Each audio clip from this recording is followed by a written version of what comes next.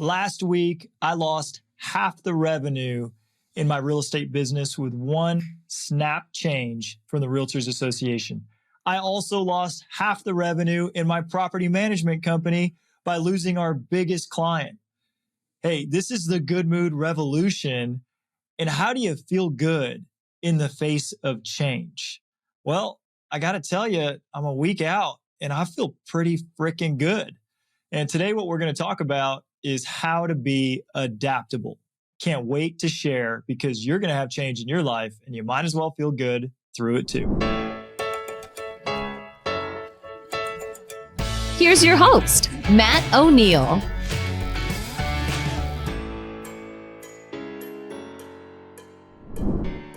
So this is the first episode of the Good Mood Revolution. The revolution is here, my friends, and you are part of it. And the reason it's a revolution instead of just a good mood show is that choosing to live in a happy mood and a good mood in the face of challenge is a revolutionary act. And today we're going to talk about challenge. We're going to talk about how to be adaptable and how to raise your adaptability. I've been facing maybe the biggest challenge of my entire career in the last 7 days. Last week, the National Association of Realtors made an announcement that half of our revenue would be taken from us in July with one lawsuit hearing. 80 families, 80 different employees who have families to raise, count on me to provide for them. And half of their income has vanished in one decision. And let alone that, but I have $150,000 a month in expenses on payroll and marketing and facilities. And those still need to be paid or I have to figure something else out. So this is a massive challenge. At the exact same time, I've got this little tiny company, this property management company we started 2 years ago called Tide Property Management. And it's been having great success. But we knew the biggest threat to that company was that half of our revenue came from one client. That client last week said he was bringing his services in-house and he would no longer need our services. So that company lost half of its revenue last week too in one snap decision. And so what am I going to do? I can freak out. I can be mad at change. I can be really afraid and worried and shrink myself down. I can be in a super bad mood. I could be really sad. I could cry about it. You know, there's all kinds of things that we could choose to do with this idea of change. And while those decisions are completely justified, if I want to have a day and just cry all day about how hard this is, you know, no one would blame me. It just wouldn't help me. So being super terrified about the future also wouldn't help me. When you get afraid, you either go into fight, flight, or freeze mode. So I don't need to freeze and I don't need to run. And maybe I do need to fight. So maybe I need to use that energy of fear to figure out how I'm going to make this thing work. But what we really need is we need good moods.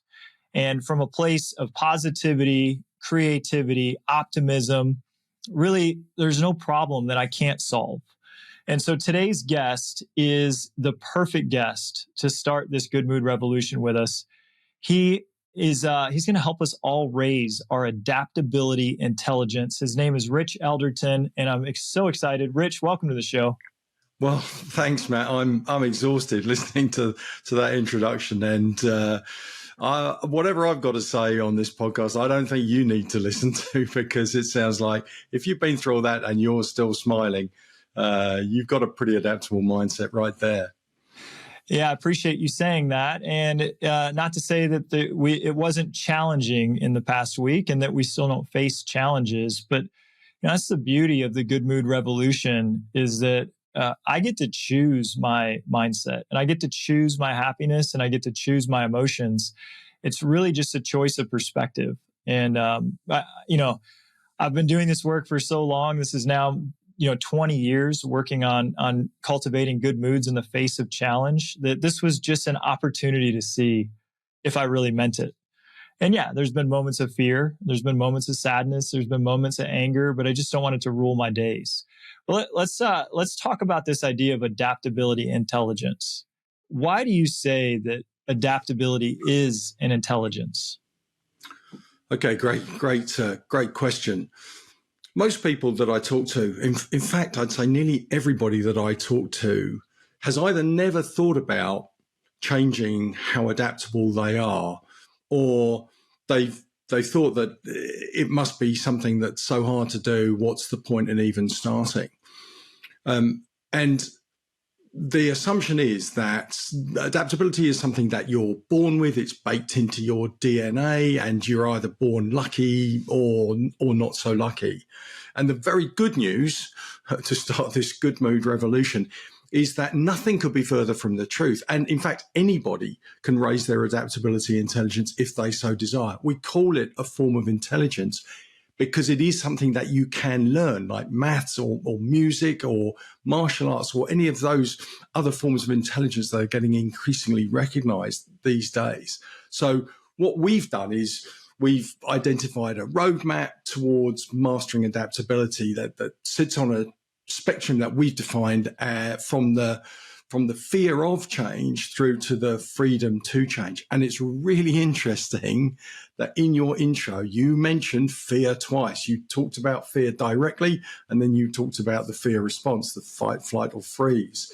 And that, you're right, bang on there, because it props up the bottom of the model. In a state of fear, we are dead to change.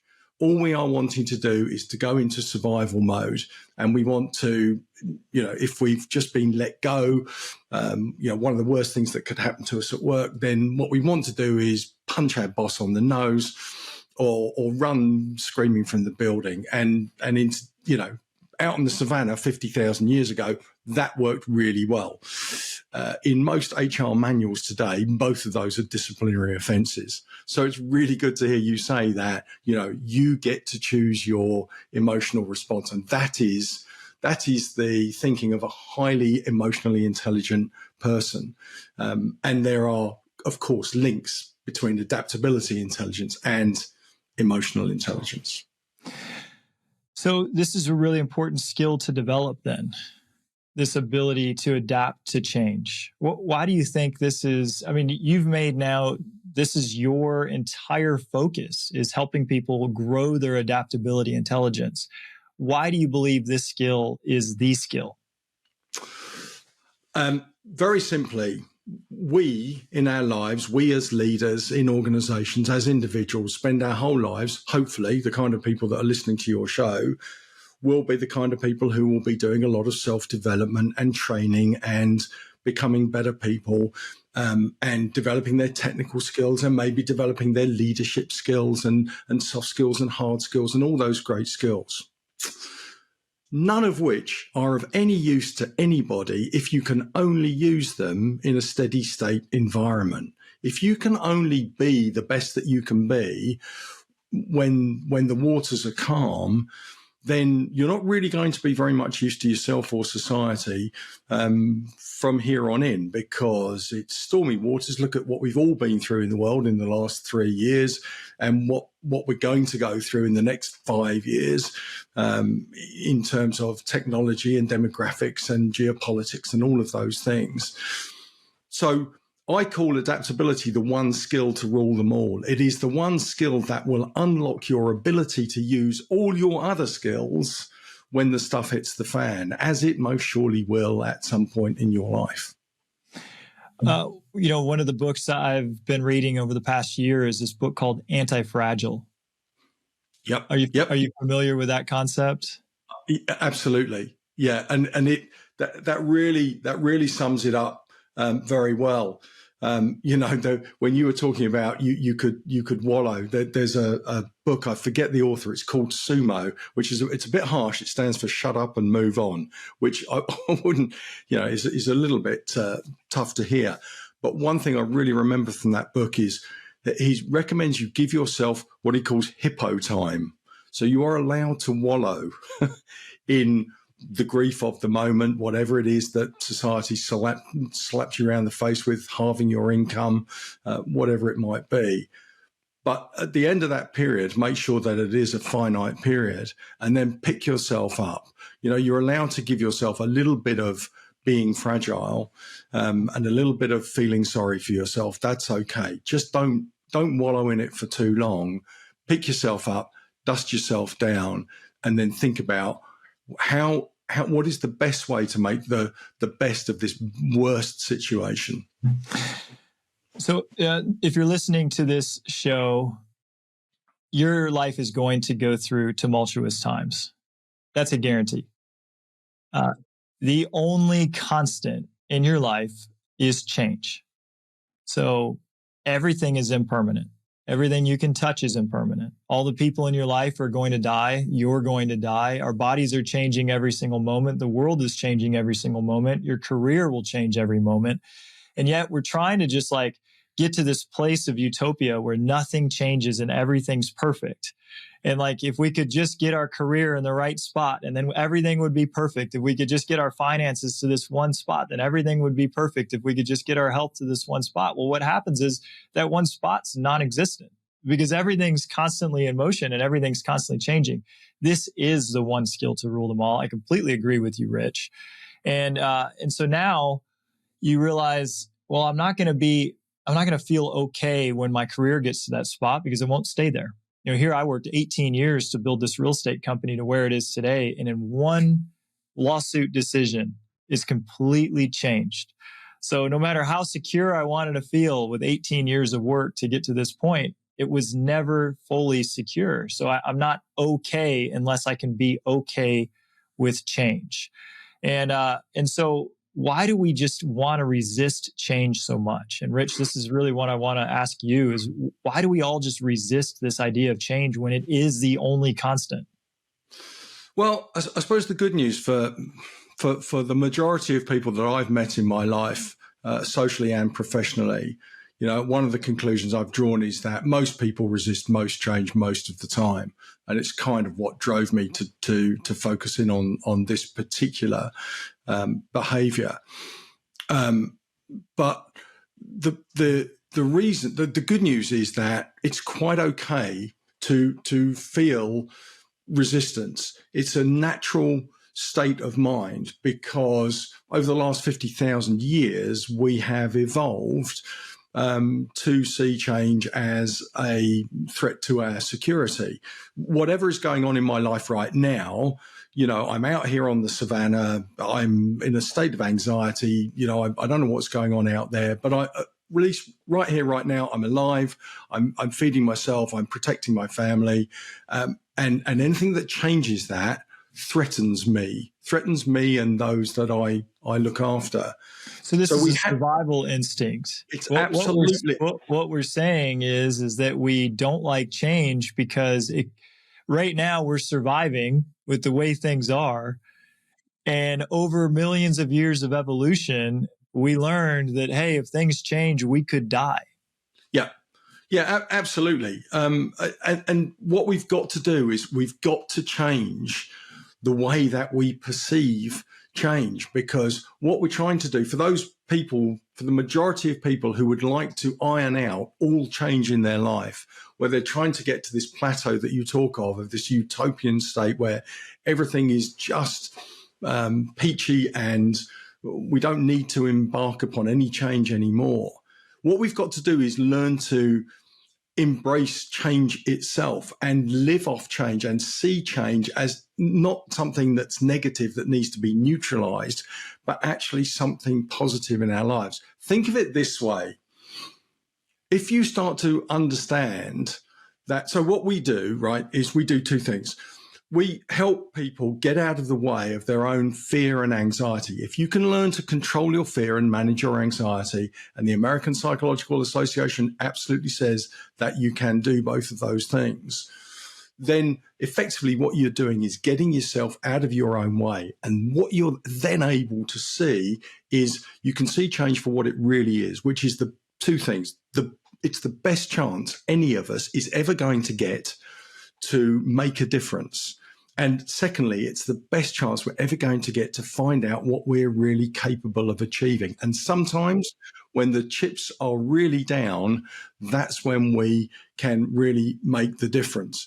So we've got to start seeing change as an opportunity to help ourselves, help others, develop ourselves, explore the boundaries of what we're capable of achieving. Because let's face it, the status quo is never going to give you that opportunity. The status quo is only ever going to tell you that what you did yesterday, you can do tomorrow. And you already know that. So you've learned nothing, you've achieved nothing. What's the point of life? Okay, it's getting a bit deep now. That's love everything you just said. I want to go back to those two things that change teaches us. Yesterday I had the opportunity to interview Dr. Benjamin Hardy, who's my favorite author. And I was going through my notes, and what he said in his book, 10X is easier than 2X, is that as soon as you start maintaining the status quo, you start to decay. Something in you starts to die. So when we do let's say you can just kind of hold everything and maintain everything and just keep everything the same, you're just dying. So change is life. Like we need to actually embrace it rather than resist it. But you said change gives us two things. Can we go into those two things? Because the first one surprised me. What did you say the first thing change does? So the first thing change does is it gives us the opportunity to make a difference. To make a difference. Why does change give us an opportunity to make a difference? Well, let's say your job is to help the trains run on time, and I'm from the UK, so that means let's pick a number of about 70%. Well, let's use my example. So I've got a real estate company. We've got 80 people. I felt like I was making a really big difference in their lives and the lives of their families, and certainly the lives of the people who were selling their homes and buying their homes. We've helped 5,000 families do that job. So we've been making a big difference. How does this change help me make a bigger difference? Well, think about the amount of change that you personally have had to go through, and those people that you've brought along your own journey with you, how much change you have had to go through from wherever it was that you were 20 years ago to wherever you are now. And if you think about what was in your business plan 10 days ago before you knew this was going to happen, because I'm guessing it wasn't that you were going to stay on steady state running, because you've always got to keep moving. I think from what you've said, you understand that intrinsically, that you've got our business plan was to grow. Yeah. So before this news showed up, we had a plan to grow, and it was a solid plan, and we were crushing it. Right. So let's say that you're not as ambitious as you used to be. The trouble with that is that all of this personal development and this learning and this risk that you've taken and all of these things that have obviously fired you up, because there are easier ways of making a living than setting up your own business and doing what you've done. But let's say that you wanted to suddenly plateau and you just wanted to, you're quite happy where you are now. You've got all the money you want. You're helping enough people. The trouble is, once you've sat on your hands for a week or two and basked in your own sunshine, which you richly deserve, of course, once you've done that, the problem is you start thinking, well, what's next? What am I doing here?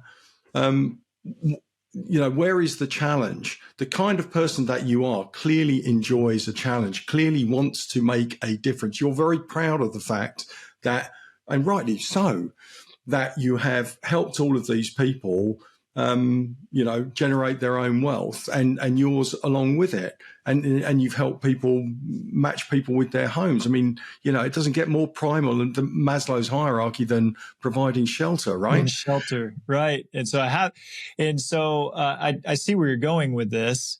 And so the second point you said was that change lets us see how great we can be. And just before you and I met, my wife and I had a meeting. She runs the finances at the company. And I said, I'm looking forward to making this a profitable venture for the people who work here and for us, because I love this comeback story. And we've had it many times. I was in real estate in the 2008 financial crash and had to overcome that. And that lasted years. And we had to help a lot of people sell their homes for less than what they owed, and how to work with the banks. And really, it was a really challenging time, but we navigated through it and came out really strong. And then I was in real estate when the world shut down and people were afraid to have people come through their house because of COVID. And they thought, man, if you cough on my counter and then I go to make dinner here later, I could catch this thing that could kill me. So literally everything shut down, and we didn't know if we would ever sell a house again. And then we figured that, how to navigate that, and we came out stronger. And then I was in real estate last year when the government said, hey, we're going to raise interest rates from 3% to 8%. And we lost $100,000 a month for 5 months in a row. And it was real cash. And my wife and I were like, man, we're going to run out of everything we own trying to keep this thing going. We have to rebound and become resilient and figure it out. And we did. And we steadied the ship. And this was just like 6 months ago, but we did. We overcame it. And now I'm in real estate again, as a lawsuit now has decided to change the entire industry. And I said to Katie, I'm like, I am actually really looking forward to the opportunity to navigating us through this next challenge, because it's kind of fun. So let me ask you, given everything that you've been through, you said a couple of times, and we came back stronger. Now, if you were only talking about your balance sheet and your cash flow statement, fair enough. But what have you learned? What have you learned about you coming through all of that since GFC 2008 in the last, whatever it is, 15 years? I am far more capable and strong than I ever knew I could be. Right. And when we have faced these challenges, I've found a new level of competency in myself and a new level of ability in myself that, yeah, it's not all about money, of course. And we're certainly, last year was the least successful financial year we've ever had, and one of the proudest years I've ever had running the company because of the huge challenge that we overcame. And so this is why you and I are having this conversation, because I think everyone listening needs to understand that change is not bad. I had for about 2 years, the screensaver on my computer said, just know absolutely everything is working out in the most loving way possible. And it was a reminder to me that when things felt crazy, that they were all being guided by ultimately love, which is my viewpoint, and that everything was going to work out in the way it was supposed to work out. And I just needed to have trust and faith that it was going to get there, so long as I did my part. And that's been my experience. Every single challenge, if I just do the best I can, I end up being enriched by the experience. Right. And what you've just said is exactly why I do exactly what I do, because what you said was, you learn things about yourself. You push the boundaries of what you, beyond what you thought you were capable of doing. I mean, crikey, it was tough enough for the rest of us to go through the GFC. But if you were in the real estate market, I watch The Big Short every 6 months, and one day I will understand all the jargon that they use. But to have come through that and shaken that off and learn something about yourself. You are never going to be able to do that if all you want to do is exactly the same tomorrow as you did yesterday. That is the point. That is the great joy of change that it gives us, that opportunity. And if you can see that, that is one of the definitions right there of what it is to have an adaptable mind. And you've got it by the bucket load, my friend. So we would never know Winston Churchill's name if he didn't have to face Hitler. Yeah. Right? And who would Batman be if the Joker didn't exist? And so it's the story of our life of, man, we've got this insurmountable task. And yet if we give it everything we've got, we're going to become a champion. Anytime I cling to the past and wish things were the way they were and just try to get them back to how they were, I am not my best self. I think clinging to the past and just wishing things would go back to how they were keeps us stuck. And I went through that last year, when we had the interest rate spike and we were losing all of that cash. I just was wishing that things would go back to how they were. And it wasn't until I went to this conference and somebody had me start looking to the future. And I started to say, well, it's not the way it was, but how could it be? I don't need to recreate what it was, but what could I create now that I gained my spark back and I became my best self again? Okay. So that right there is the definition of the difference between resilience and adaptability. Resilience is about the ability to bounce back. Adaptability is about the ability to bounce higher. And that's exactly what you did. You didn't want to just come back from that adverse. You wanted to take your business is bigger now than it was before GFC, right? Way bigger. Yeah. 10x. Yeah. So you have bounced higher. You have come through that awful period where you were clinging on by your fingernails, and actually you've built something that's even bigger than it was before.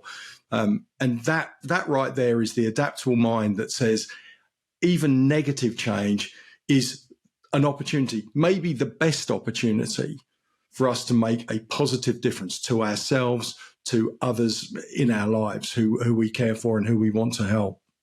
Well, I want to tell a story of one of those two changes we faced that I started this episode out with. So the one is the lawsuit that's affecting realtors. That change is still a couple months out. We're just in the preparing process. I have a 5-step plan on exactly the levers that we can pull now that will position us to be in the best shape at that time. But we still haven't seen how that's going to play out. The other change was we lost half our revenue in this little property management company with one owner. And it was going to be losses of about $18,000 to $20,000 a month starting in May. So starting next month. The next morning after we got the news, the first thing I tried to do was go to the owner and say, what can we do to make this right? And he said, nothing. You guys are awesome. You've done a great job. We're bringing this in-house. There's nothing you could do any different. It's just it's just the way we're evolving. So when I knew that wasn't an option, I went to the team and I just told them the truth. I said, we're going to start losing $20,000 a month starting next month. I've only got 2 months of that we can handle. And I said, I'm willing to give anyone that wants it a 2-month severance.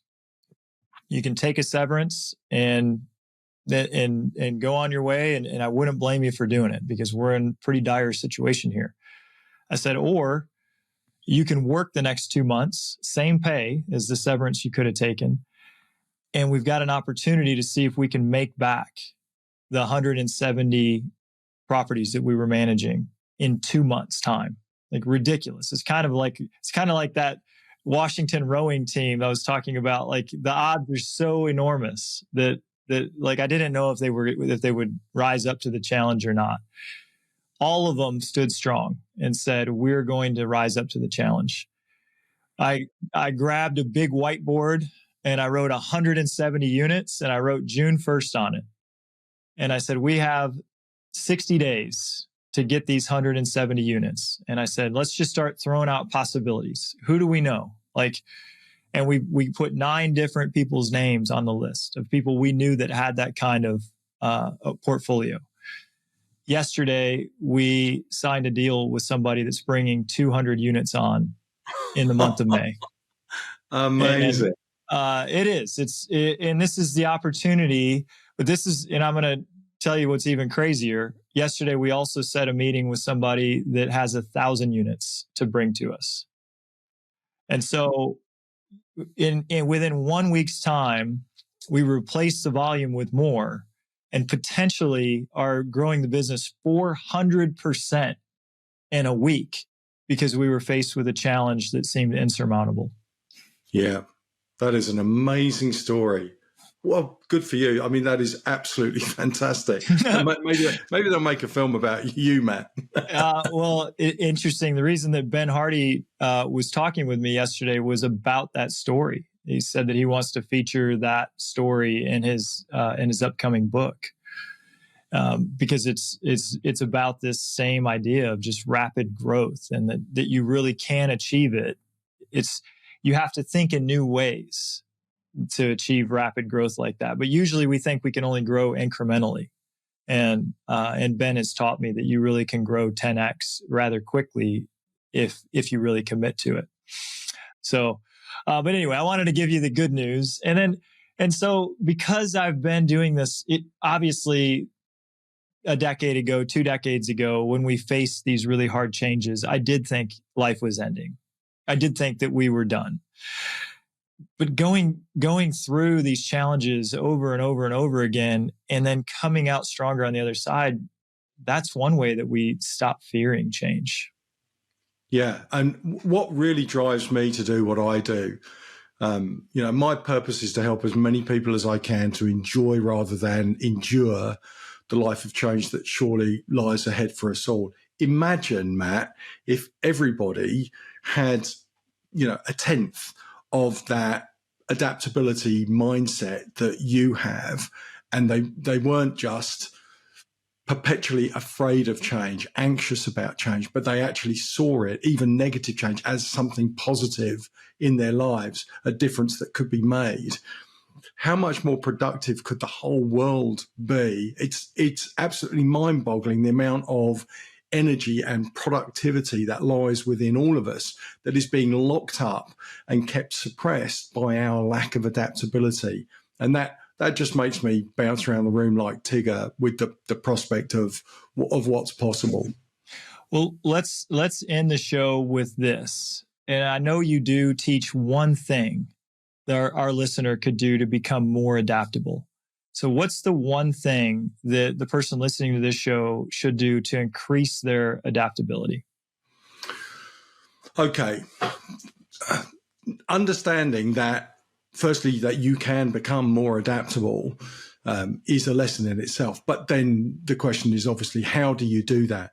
Well, 2 things happen to us when we feel two primal reactions we have, that these protective mechanisms we have inside us, these raw negative emotional primal responses to change, which show up as fear and anxiety.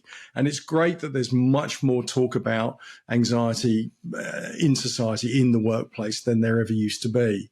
The one thing I can offer you to help you deal with the anxiety, to get over that and see change what it is mindfulness. Now, we all know what mindfulness is.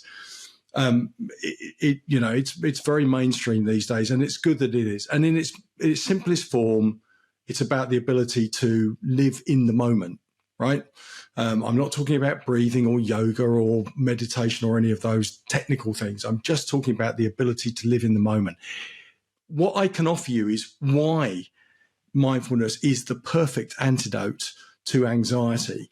And to understand that, you've got to understand the difference between fear and anxiety. Fear, there are lots of differences, but the key one is that fear is our actual response to something real that's happening right now. Anxiety is our response to what we think might happen at some point in the future, because anxiety is the product of a car crash of 2 brilliant things that we have. We have this thing called negativity bias, which is our propensity to think about what could possibly go wrong. That's the self-defense mechanism. And we've also got this thing that no other species, of the 9 million species on the planet, we're the only ones who have imagination, the ability to imagine a future that doesn't yet exist. On their own, both of those things are great. Put them together and you've got a negativity bias that can see everything that could go, imagine everything that could go wrong. And what we do is we project for ourselves a path that becomes increasingly negative as we project into our future. So we take a negative event, then we multiply that by another negative event, and then we multiply that by our phone number, and all of a sudden we've dropped off an exponential cliff onto the rocks below. What mindfulness does is it says, live in the present. Let go of judgment, let go of the past, let go of the future. Just enjoy and be aware of what is going on around you right here, right now. And if the more that you can live in the present, the less you are living in the future. And the less that you're living in the future, the less that you will be anxious. And if you can apply that when you are worried about losing your job or what's going to happen to interest rates, or are the children going to get the grades that we are all hoping for, and all of those other things, the more that you can learn to live in the present, the more that you will actually have an adaptable mindset that will be able to take on whatever happens next when it actually happens. 90%, there was a study done by Penn State University. 90% of what we worry about never happens. Remember that. Oh man, I couldn't agree with you more. And living in the present is a skill, just like adaptability is a skill, and we can enhance it with intention. But man, beautiful. Well said. I just want to keep living as much as I can in the present and get out of my head and get out of the future thinking on a perpetual basis, and just enjoy the moment, because that's the only moment we can actually enjoy, is the one we're living right now. So, Rich, thoroughly enjoyed this. Phenomenal kickoff to the Good Mood Revolution. Somebody may want to get in touch with you, I'm sure, that's listening right now. How could they learn more? highperformancechange.com, all one word, highperformancechange.com. All my details are on there, blogs, videos, access to the free ebook, Mastering Adaptability. And thanks, Matt, for having me. You're an inspiration, man. You're doing everything that I'm talking about. Well, I appreciate it. We'll talk after July, but I'm sure it's going to be great. All right, brother. We'll see you later. Thank you for listening to this week's episode with Matt O'Neill.